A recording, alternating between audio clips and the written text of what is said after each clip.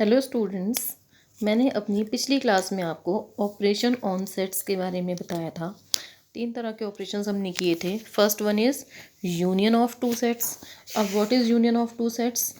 It is a set containing all those elements of all elements of set A and set B. Union of set A and B is a set containing all elements of set A and B. ये हम कर चुके हैं।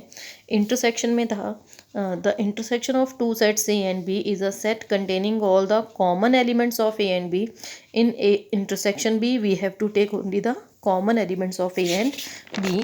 And the third operation is our difference of two sets. And in difference of two sets, we have to write, if we write A minus B, then we have to take those elements of set A which are not present in set B. Similarly, in B minus A, we have to take those element of set B which are not present in set A. ये हम सब पिछले lecture में कर चुके हैं।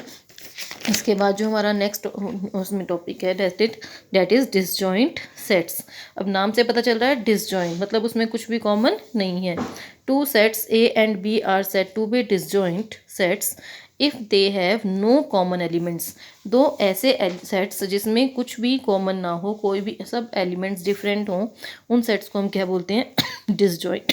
Sorry, for example, I have written set A having elements 2 4 6 8. I have taken some even numbers, and in set B I have taken some odd numbers 1 3 5 7 and 9. Now if I have to write A intersection B, then there is nothing common between two sets. No element is common between there.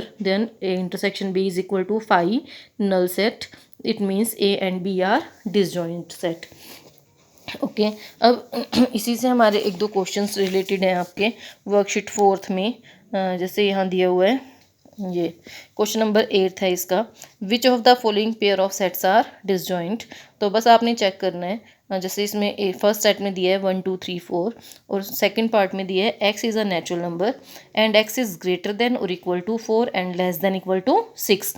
तो इसमें ultimately natural number we have to take natural numbers which are greater than or equal to 4. It means 4 5 and 6 because we have to take numbers from 4 to 6.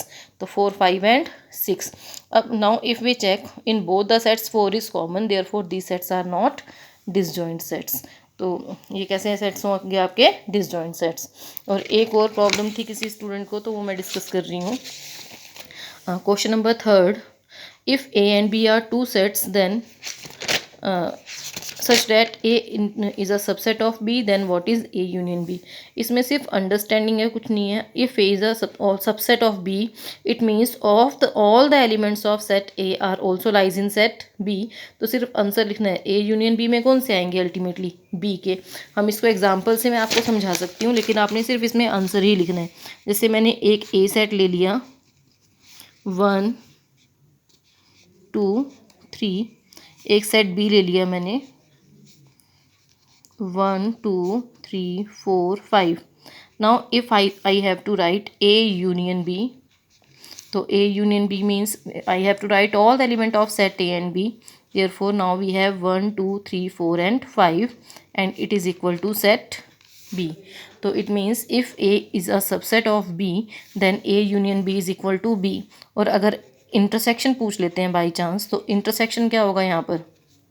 1 2 3 common elements हैं दोनों के, तो intersection में आएगा 1 2 3 and that is equal to set A. It means if A is a subset of B, then A union B is equal to B and A intersection B is equal to A set.